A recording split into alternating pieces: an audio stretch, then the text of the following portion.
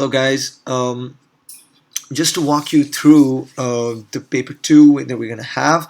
So this is just a revision video and we're just going to see just like we'll take 10 to 15 minutes to revise everything. So before you guys go, you must have this piece that you're well prepared. So beginning, paper 2, as you know, 1 hour 30 minutes, 45 on 2 cases. Make sure time is of the essence, and we just have to look at the case. The first thing you need to remember, you cannot spend more than 10 minutes reading the entire passage and doing part A and part B. So for part C and D, you have the remaining time.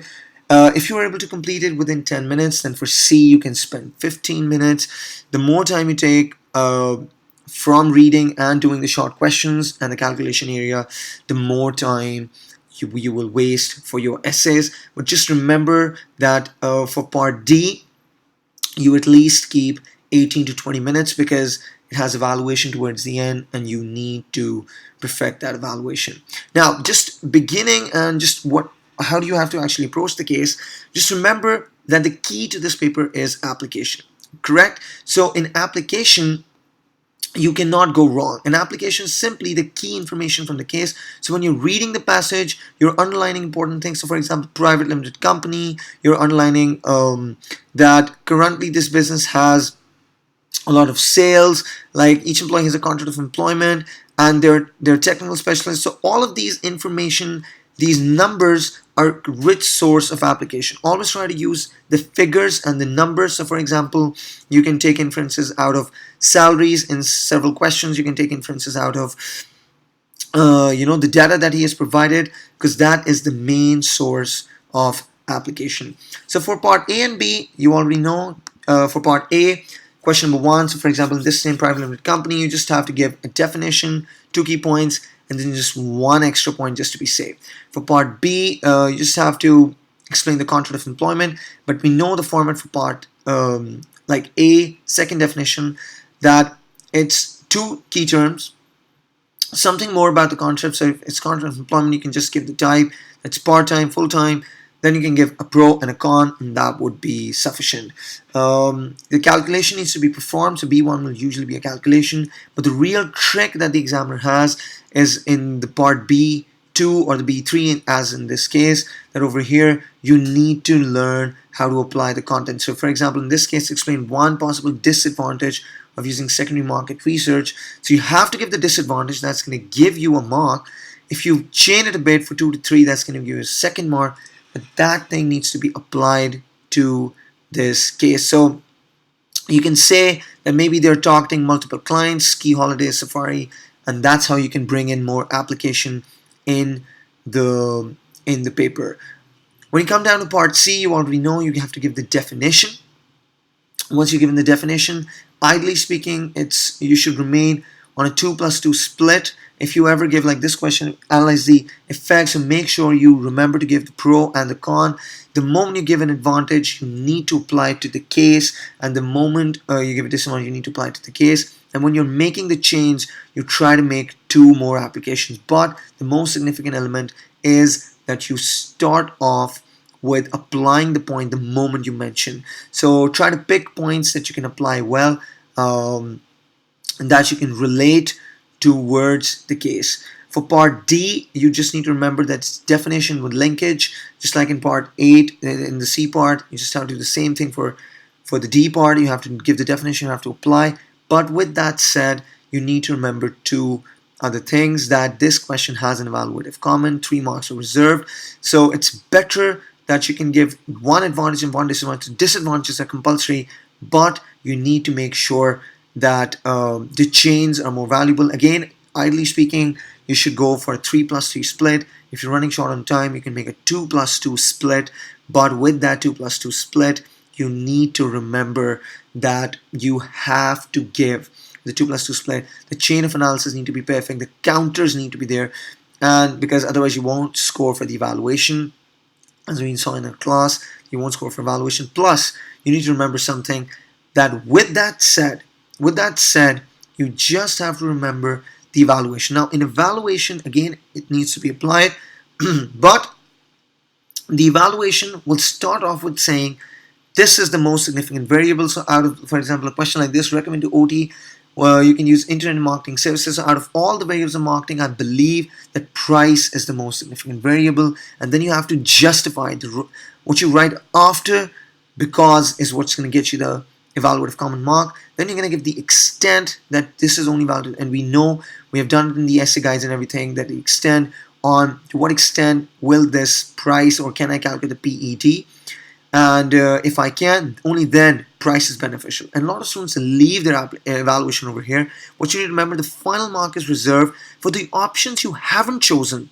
In which scenario would those options be better? So maybe you can say initially the price is better, but once you move along, then maybe product or promotion starts becoming more significant. So please do not forget to write that what with the option that you haven't chosen, when would that option be more significant in this case. So always remember, I'll just revise it, that my choice, what is the extent, and if that extent is met, then I'll choose option A.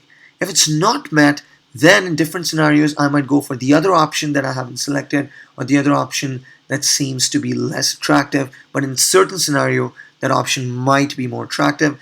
And then you can choose to give a final conclusive statement. In some cases, like all variables are significant, or you have to give like a combination of resources if you feel like, in some cases like source of finance or internet, in some cases you might not need it. So that's how it's supposed to be. It's done. So that's basically how the paper pattern is arranged. Just remember two other areas people usually make mistake with B2. They're not able to apply. So try to use your calculation from B1 again, so that you can gain those application marks. And if you can find a hidden ratio somewhere, compare the value with the certain years. And with application, I just want to repeat, that has to be specific. It can't be a vague application, it has to be specific. So for example, rather than saying the demand for their product is going down, say that beach holidays have fallen. So rather than saying that the decision is to make the workforce redundant, say that 20% of the workers are becoming redundant. So I'll just overview the mark scheme as well, and you can see that they have made it pretty clear that what kind of application has to be very specific. Now, with that said, I'll just try to move to the most expected questions. Now again, people call it a guess or something. It's just something based on the pattern and how they actually test you over and over for P2. So the first thing you guys need to work on, and I would advise, and even if you haven't started preparing, you can just go ahead and open papers when you can find some choice questions. So choice question is most likely to come. That's like the first thing for 11 mark. He's going to give you some sort of data. He's going to give you some sort of choice, that should I choose location A or B, should I choose marketing option A and B. And for these type of questions, you need to remember, you can even look at Mariam's paper again, that you have to pick choice A, why is it so important, but then you have to counter it. Then you have to pick choice B, why is it so important, then you have to counter it. And then you have to give evaluative comments in saying that, okay, option A is better because of a certain advantage, but this is only valid to if you meet certain criteria for option A, and in these criteria change, then maybe option B can be a more suitable option for this scenario. So just remember to look at the choice-based questions really well. But if you're running short on time, so you can just list the advantages of A and then list the advantages of B with comparison, and then give the evaluation by saying that but this is rush short and shine. It's better if you can just give the advantages of A and B, and then give advantages of A, and then give advantages of B. Sorry, just revising it. So candidate A, then give the pro and con. Then candidate B, then give the pro and con, and then evaluate. Running short on time, candidate A advantages, candidate B advantages, and then give the evaluation towards the end. Now coming down to the evaluation, the calculation part. For calculation, section 5 is the most important one. One calculation will be from section 5, and most probable ones are GP, NP, GP margin, NP margins. The ratios get repeated quite fast, but again, this is not a compulsion. You can give one calculation has to be from section 5, and the second probability in the second rank is from section 3, followed by 4, and then finally 2. so you can just do all the five section 5 calculations. And I would advise that if you can go over some recent papers, have a look at the calculations again. That would be the best. Now, an area that you guys really want to know is how we can look at the guess or the most important questions. Now again, this is just speculations, and after taking into account P1 that came this year, guys, you can just have a look that business structures and business objectives is the most important element. The first questions are pretty simple. I would advise you go over cooperative once more. Hasn't been tested for quite long. The definition or the essay can come, but the other essays are quite simple. As you can see, advantages of public limited company, you just have to apply it to the case. Cooperatives, you just have to apply it to the case. And with partnership, again, you can give evaluative comments like partnership is the most significant, maybe because of the capital, because it's a small business, and that's the only way they have, the only way they have, or the need to grow. So that's where you make the mark. This is the only option they have because they're small. However, it depends that can you actually maintain partnerships? What kind of a structure do you want to bring? Do you value control more? Do you value profits more? And then just have to take in different scenarios, maybe partnership might not be the best option, and it's better if you stay a stakeholder, if you stay a sole trader, if you can't really control the negatives. I would, advise you to go over business objectives with a lot of attention, because business objective is the topic that is being tested over and over again. And since we didn't have CSR in P1, this is the area that you really need to look at. CSR is again a very important area, but just remember that the key to P2 is not just knowing the points. The key is continuously applying to the case, continuously applying to the data, and that's where the key is. So I would advise go over CSR once, like with the most, and then the other two of setting objectives and the advantage of setting objectives. A stakeholder again is a very likable question for P2, not as important as business objectives or business structures, but definitely a good P2 question, because they can. But remember, even if it's for an 8 mark, if it's an 11 mark, if it's talking about impacts on the stakeholder, then it has to be a positive impact and a negative impact, and then on the other stakeholder, a positive impact and a negative impact, again with application. So you can't actually leave application, but I would advise business objectives is the first priority, then business structures, and then stakeholders. Definitions, I'm sure you guys know. You can just look at the marathon sessions that we conducted, so definitions can be covered. Just remember the grid pattern, 2 mark and 3 mark, and I guess you will be safe. Now coming down to section 2, this is the topic that will be tested with, I believe that, well, this is just a guess, but with 90% probability, because it wasn't tested in paper 2 and they need to test it somehow for an essay type question, and for that motivation is less likely to come. They might ask you to motivate employees, and then you can use theories, but please be very aware of there are 2 types of questions. One is specifically focused on motivation, like the one mentioned here, but then there's another question which is talking about the HR management, trying to solve problems. I've even highlighted trying to solve problems, which is the most important question that can come, because and what you have to do in this question is just remember, okay, whatever problems he is given, just underline them or make bullets on the side of the paper. Just write the problems, and then you have to. It's a multi-factor question. You can just give methods of HR. So there are a couple of methods. The methods can be number 1. Methods can be training, recruitment, motivation, workforce planning, and then you have to connect problems, how you can solve them. But then the methods you have mentioned, you have to counter that method while using application that maybe this method isn't really the best one, and it can also have its limitations. Again, remember to just use a lot of techniques. Well, there's a misprint here, but that's okay. I'm just telling you, remember to use all the techniques of HR that you can use. With motivation, of course, you're free to use theories if you had a question for that. With that said, evaluation is pretty simple. Then out of all the methods, you have to know which method is the most significant one. The second most probable question is that the choice one that they might ask you to choose but the choice question can come from any other section. You can also focus more on the methods of selection and the methods of recruitment.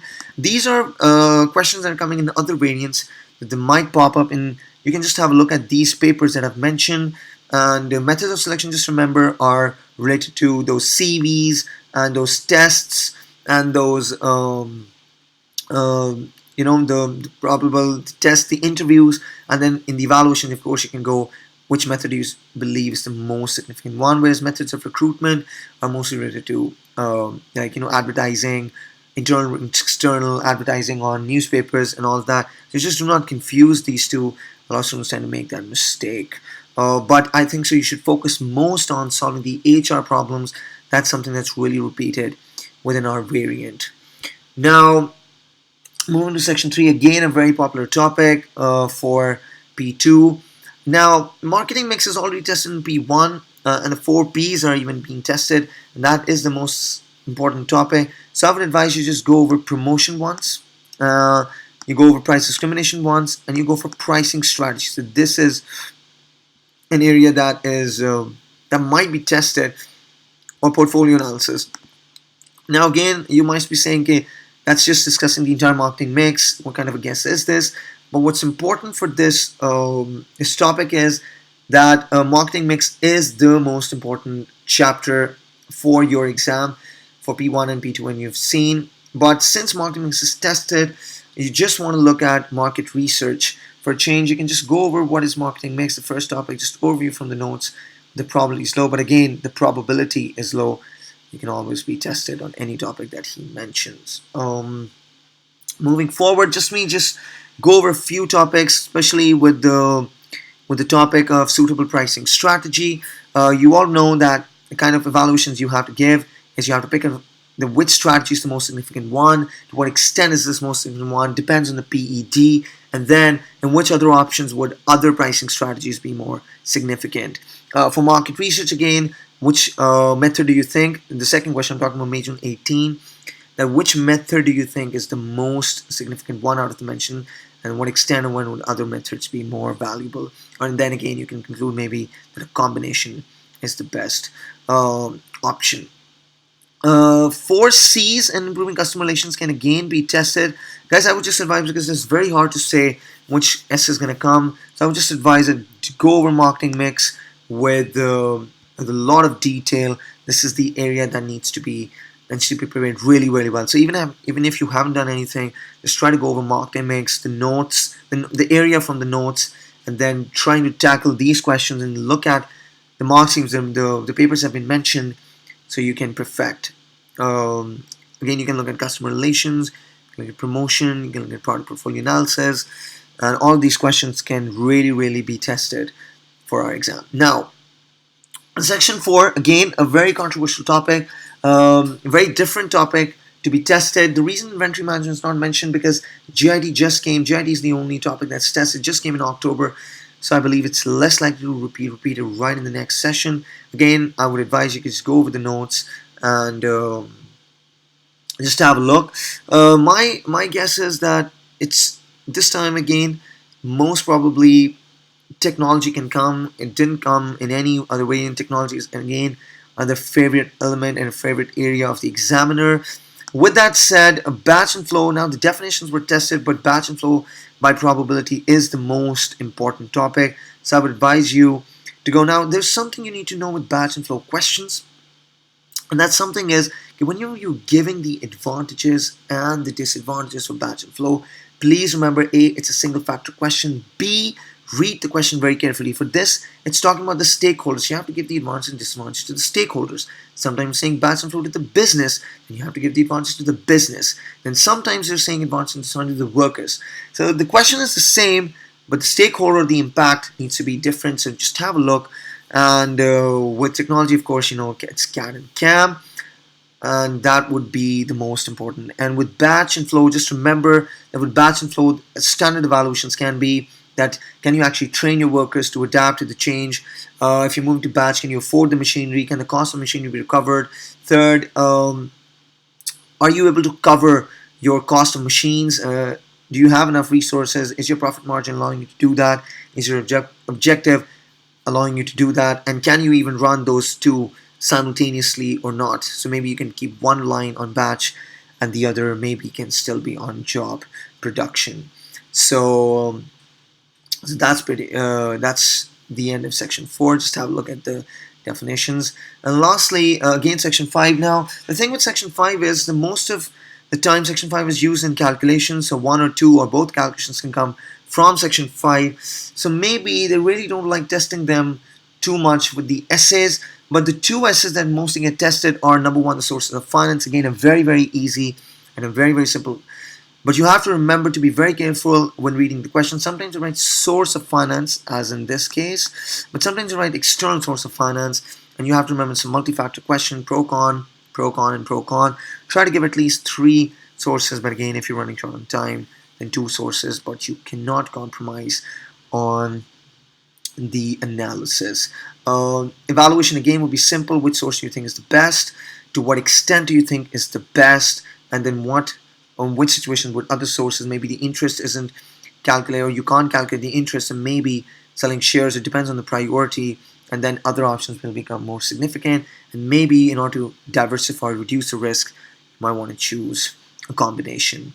The last part is to improve the cash flow, but this question is again tested in different ways, but the answer remains the same. I would really want to go over this once. There's a probability that this might come. That it's saying that the methods to improve the net cash flow, and the same question can be improve liquidity, and the same question can be asked improving working capital problems. Again, it's an easy question. You just have to give the sources of finance that you can by increasing inflows and decreasing outflows, and towards the evaluation you have to say that do you think increasing inflows is the best, and if you're saying that, then which technique and to what extent. But you have to remember that if the problem is short run, or if it's a small problem, then maybe you need to focus more on just reducing the outflows, and maybe if it's a long run problem, it's a huge problem, you have to use both the methods simultaneously. So with that said, I guess that concludes the guess. If you have any questions, you can always WhatsApp me, or as normal YouTubers say, you can link in the comments below, and I will try to answer those questions. WhatsApp would be a preferred method. As a closing statement, you just have to go over those 10 papers that I've told you. Just try to go over those 10 papers. I guess those are the papers that are the most important ones. They kind of cover the entire syllabus. But you have to remember for this exam, application is the key, the grid is the key, and yeah, that's just go over the mark schemes really carefully, see how they are using application. At this point, you should be focusing more on the mark schemes and less on the notes, and the mark schemes carry the most carry most of your content, most of your preparation. How he's applying, he mentions a point or he picks a point that is applied. Links it. If there's a cash flow problem, he links it. It's declining for the past 4 years, so can the business recover? I would just want to go back to that question. Yeah, this is paper. Just take like 2 minutes to just overview this, and you can just have a look at this May June 18 mark scheme. It's a good paper because this was Mariam's paper, so you have a better idea how to go about it. So guys, that concludes the video. I hope you liked it, and just keep revising the content through the papers. Application is something that's the key.